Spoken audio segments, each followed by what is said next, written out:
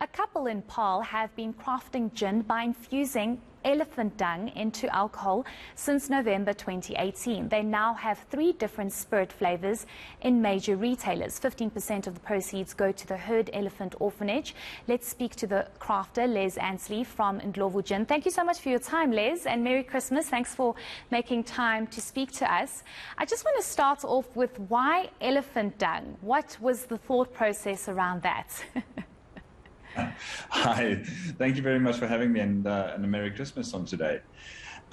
So we moved back from the UK about 4 years ago. My wife and I. She's English, I'm South African, but we'd lived in the UK for many years.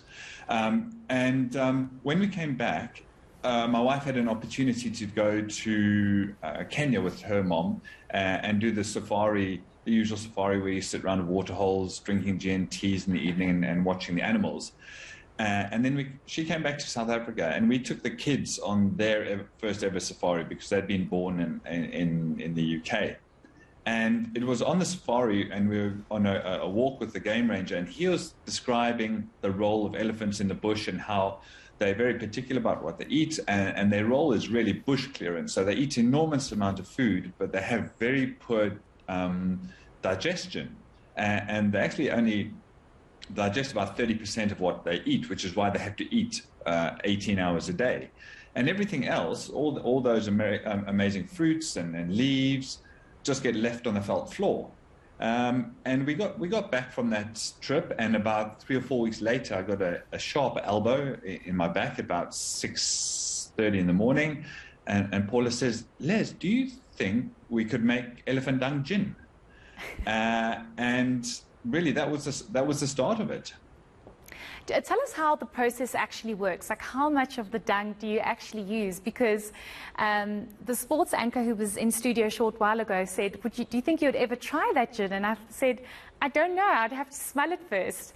But just maybe tell me how much is actually used in making the gin, and what's the process around it? Like, do you wait for them to do their business and then go and fetch the dung? Like, how does it actually work? Yeah, sure, and that's pretty much what we do. Our first, when we first had the idea, of course, the big thing was, right, how do we process the dung? And we contacted Paarl, which is where we'd gone to and had the walking safari, and we just called them up and said, look, do you mind sending us some elephant dung, please? And this is really why I came back to South Africa, because in England you could not possibly have done that. They would have laughed at you. And Paarl said, sure, absolutely. How would you like us to send it to you?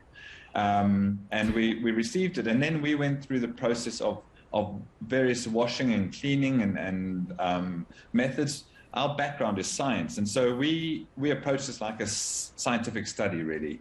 And eventually we got to we provides a method where it cleanses it and it leaves this amazing botanical material left, and it's really soft, fluffy leaves and flowers and grasses that the elephants eat.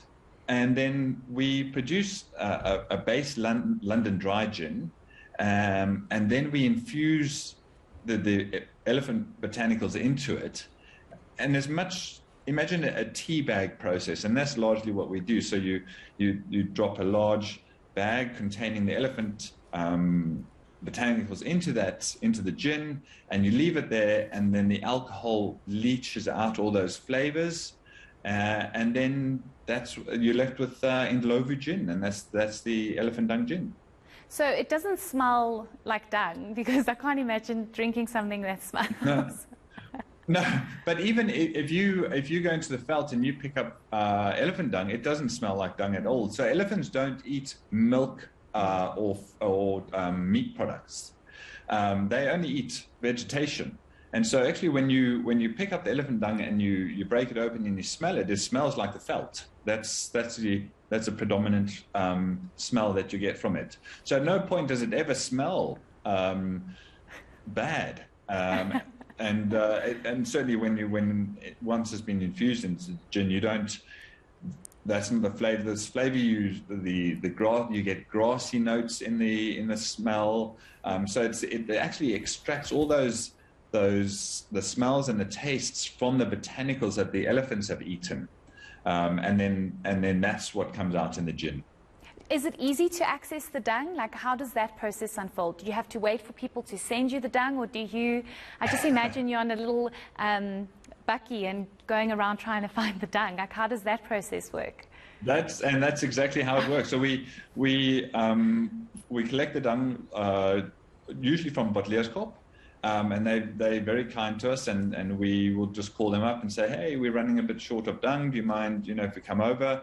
And then that's exactly as it is. We're out in the Land Cruiser finding the elephants, because you don't want dung that's days old. You want fresh dung, and so they track the elephants for us, and we find the ellies, and then we collect the dung, and that pretty much is the process. And it sounds strange, but if you think about the process of gin making and putting botanicals in, we could have gone around and seen what the elephants eat and then collected each of those botanicals and then infused them into the gin. But then what we felt is that you'd lose that almost the vintage, I guess, that the gins would get from having the elephants have a slightly different diet depending on their geographical location and depending on the season in which you collect the dung, because the various different plants are going to be available to them. And so what we've done is we've let the elephants really do the hard work for us and collect all the botanicals, and then we just put it in the dung. And it's created, in our mind, this little virtuous circle where the elephants provide the dung that we put in the gin, and we sell the gin, and from the proceeds of that, then we put back into elephant conservation. So we support, as you mentioned, the Hoedspruit Elephant Rehabilitation and Development Center, and we donate 15% of our profits to their elephant orphanage. And this is our way of giving back to the wildlife. Great. I was actually going to ask you to elaborate a little bit more, but just tell us where we can find your gin, and is it selling like hotcakes? Like, do people actually find an interest in having elephant dung infused gin? Yeah, it is.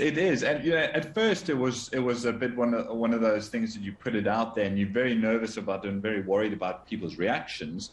But we've had amazing support from people. And initially, people are a bit skeptical, but generally they are adventurous and keen enough to give it a go. And once they've tried it, it is a good gin, and we went so far as to enter it in the South African Craft Gin Awards, and it won a double gold in that competition, because we decided we needed to make a good gin in order to be taken seriously, and that's really what we've tried to do. And it's available in most the retail outlets. So Take Lot, Yuppie Chef, Macro. It's in many of the Spa Tops stores, Liquor Cities, Norman Goodfellas. On our website, we actually have a map, and you can zoom into where you are, and it'll show you where you can buy the gins. Okay, great. Thank you so much for your time. We've also got. Sorry. So I'm about to say, for those who aren't quite as adventurous as drinking to drink the elephant dung one, we brought out two others, a prickly pear and vanilla, and then an orange and marula. And what we did there is we took the elephant's favorite foods and we infused those into their separate gins. So they don't contain the elephant dung, but what they do contain is food that the elephants love to eat.